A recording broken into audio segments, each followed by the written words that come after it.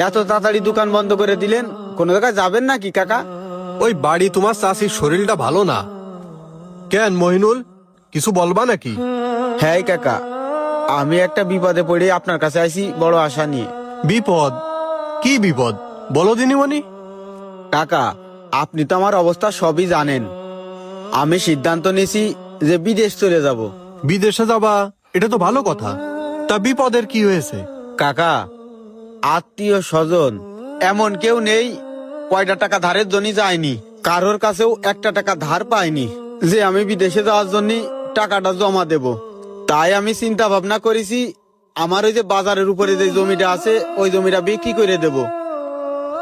আরে এসব কি বলো তুমি? তোমার কি মাথা খারাপ? এই জমি কেউ বিক্রি করে?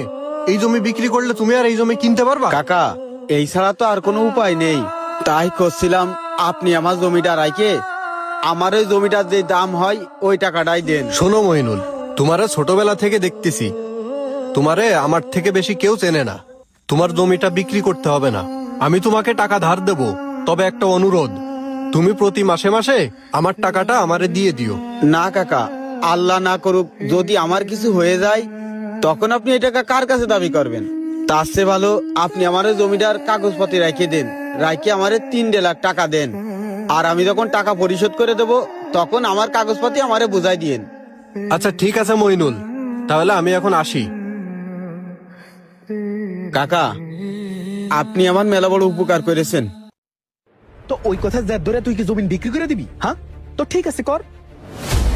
আমগো নিজেদের জমিন যদি নিজেদের ভিতরেই না রাখস, বাইরের মানুষ লোকমান আমার কাছে বিক্রি করবি, যা কর, আমার কোনো আপত্তি নেই। আর তুইও মনে রাখিস, আজ থেকে তোর ভাই আমি না। আরে ভাই তুমি থামো, লোকমান কাকার কাছে আমি ওই জমি বিক্রি করতেছি না।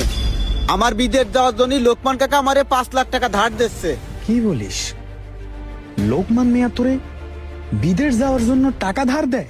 হ্যাঁ, লোকমান মিয়া আমারে বিদেশ যাওয়ার জন্য 5 লাখ টাকা ধার দিচ্ছে। তো ধার কি আমরা দিতাম না? তুই কি ওভাবে বলছিস নাকি আমারে?